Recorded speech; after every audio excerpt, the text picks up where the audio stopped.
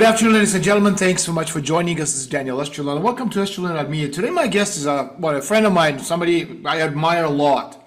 His name is David Webb. Well, he just wrote a book, not just now, but not too long ago. As you know, the kinds of things that I do, the books that I write, Bilderberg's, the Tavistock Institute, that book on my wall, Trans Evolution, The Coming Age of Human Deconstruction, which Harari, in fact, used a lot of the information for his own books. This book came out way before his stuff. So I don't get scared easily. The Bilderbergers tried to buy me off way back when with a blank check in 2003. And I said to the guy, one of the emissaries, and I talk about it in my book, is, so how many zeros is one's freedom worth? And so he kind of patted him on the shoulder, said, keep that check as a memento, and I still have it at home in Toronto. Anyway, my guest today is David Webb. Okay, he is the author of this amazing book called The Great Taking. And we're going to be talking to you about the book and so many other things about what he is talking about, his investigative work and so on and so forth. So first of all, David, thank you so much for finding the time, because I know how busy you are, to actually speak to us today. Daniel, thank you for having me. I want to apologize to you for this taking so long. You were one of the very first people who very kindly contacted me.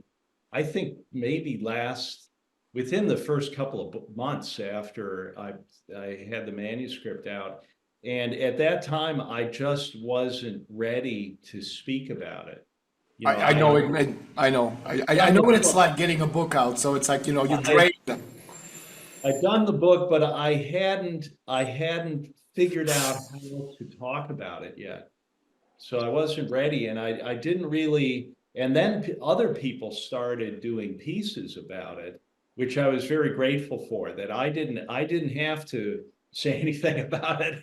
And I don't think I spoke about it in front of anyone until October. It took a while. Anyway, I've listened quite a few of your conferences and interview, and I'm very grateful that you did find the time. So, the Great Depression, very brief summary of what you talk about, was a well-executed plan to seize assets, impoverish us, the people, the population, and remake society. And in fact, what comes next, according to what you say, is far worse.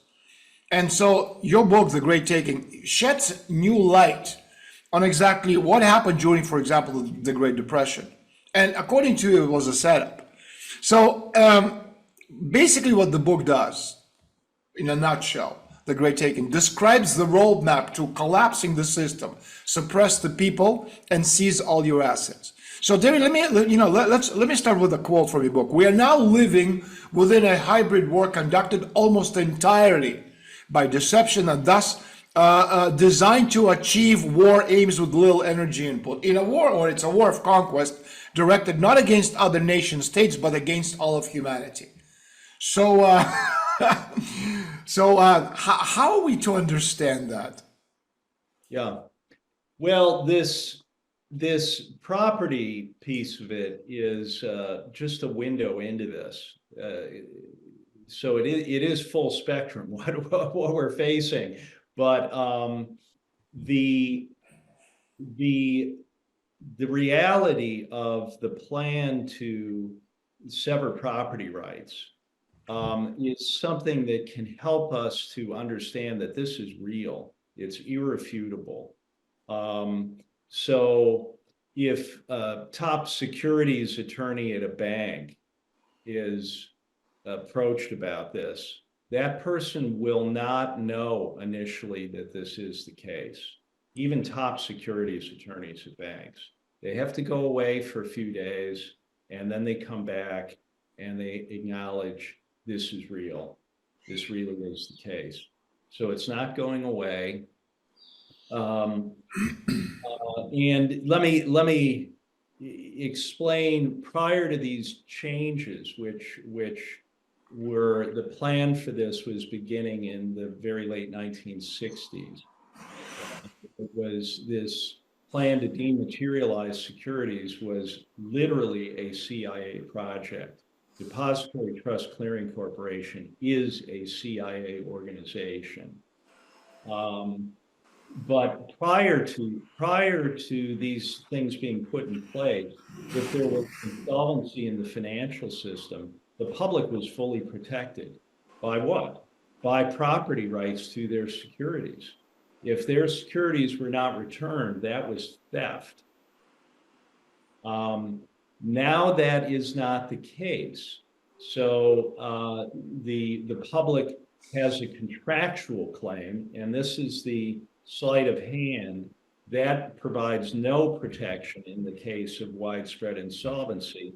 But at the other end of the system, all securities are held in these vast pools in pooled form, and they are used as collateral underpinning the derivatives complex.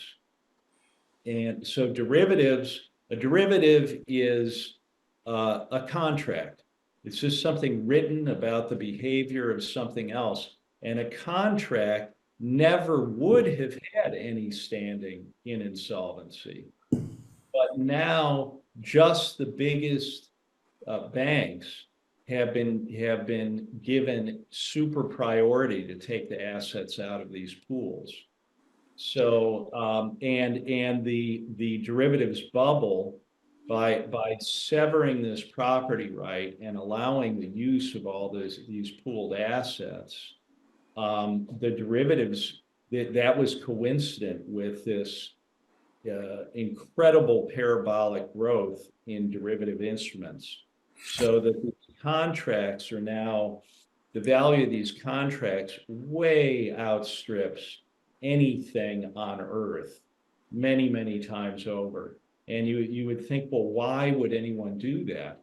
Because to assure that there is very little to go around. So basically what you've done, David, what you've done is you unpack in documentary detail the plan. As you say, more than 50 years in the making. So we're going back to the 1970s or the late 1960s.